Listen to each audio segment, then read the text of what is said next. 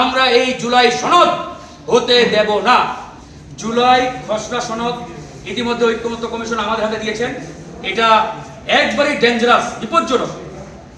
তারা শুধুমাত্র একটা বিশেষ ঘটনাকে ফোকাস করে এই জুলাই সনদ দ্বারা আমাদের হাতে তুলে দিয়েছেন প্রাথমিক খসড়াটা। তারা শুধুমাত্র এখানে 2024 সালের যে গণঅভ্যুত্থান বা বিপ্লব যেটাই বলেন না কেন, এই ঘটনাকে ফোকাস করে তারা একটা জাতীয় সনদ প্রণয়নের দিকে কিভাবে হাত দিলেন আই ডোন্ট নো। জাতীয় ঐক্যমত্য কমিশনের কলিজায় কি এতটুকু মানে কম্পন সৃষ্টি হয় নাই যে এই জুলাই সনদ আমরা তৈরি করতে বসলাম বা তৈরি করার যে প্রক্রিয়া এখানে হাত দিলাম, এই জুলাই তো একদিনে হয় নাই।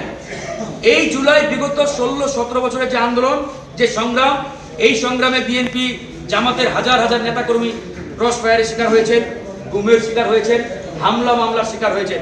এই ঘটনাগুলোকে এই সনদে অন্তর্ভুক্ত করা হয় না।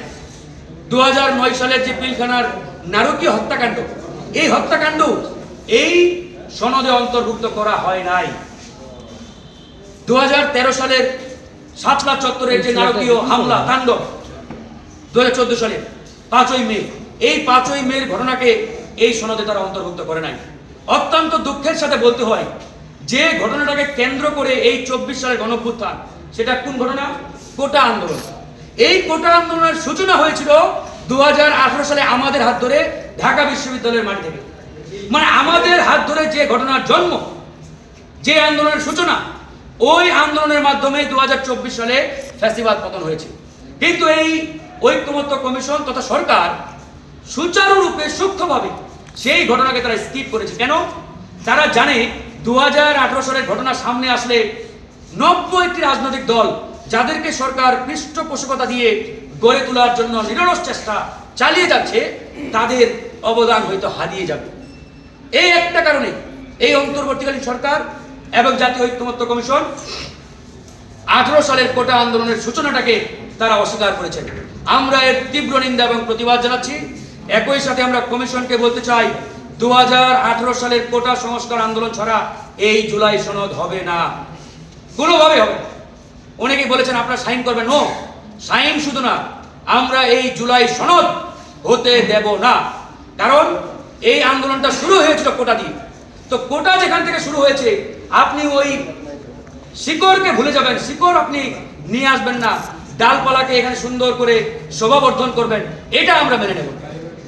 সুতরাং এখানে দুর্বিসন্ধিমূলকভাবে এই সরকার এবং ঐক্যমত্য কমিশন একটা ছল চাতুরীর আশ্রয় নিয়েছে এবং তারা এখানে কোটা আন্দোলনের প্রকৃত ইতিহাসকে বিকৃত করে, অস্বীকার করে তারা নির্দিষ্ট একটা ফেনোমেনাকে এই জুলাই সনদের প্রাথমিক খসড়ায় অন্তর্ভুক্ত করেছে। তারা যেদিন প্রথম আন্দোলন শুরু করে, সেখানে স্পষ্টভাবে লেখা আছে ব্যানারে যে 2018 সালের কোটা সংস্কার আন্দোলনের পরিপত্র জারির দাবিতে বিক্ষোভ। প্রথম যে মিছিলটা 2024 সালে, প্রথম মিছিলটাই হয়েছিল 18 পরিপত্র জারির দাবিতে। তারপরে এই আন্দোলন দানা বাঁধে, এক প্রকারে গণঅভ্যুত্থান হয় এক পর্যায়ে। তো এখন মূল জিনিসটিকে তারা স্কিপ করে, অ্যাভয়েড করে, তার স্বার্থে কাদের উদ্দেশ্যে এরকম একটি দুর্বিসন্ধিমূলক খসড়া প্রণয়ন করেছেন আমরা জানি না। আমরা এর তীব্র প্রতিবাদ এবং নিন্দা জানাচ্ছি। আমরা গণ অধিকার পরিষদের পক্ষ থেকে স্পষ্টভাবে বলছি, 2018 সালকে বাদ দিয়ে, 2018 সালের কোটা আন্দোলনকে বাদ দিয়ে কোনো জুলাই সনদ হতে দেওয়া হবে না এবং হতে পারে না, একবার স্পষ্ট বক্তব্য। একই সাথে শুধু আমাদের 18 না, আমরা বলেছি পিলখানার হত্যাকাণ্ড, ওই শাপলা চত্বরের হত্যাকাণ্ড সহ এই 15-16 বছরের যে দুঃশাসন, যে ক্রস ফায়ার, গুম, এই প্রত্যেকটি ঘটনাকে অন্তর্ভুক্ত করতে হবে।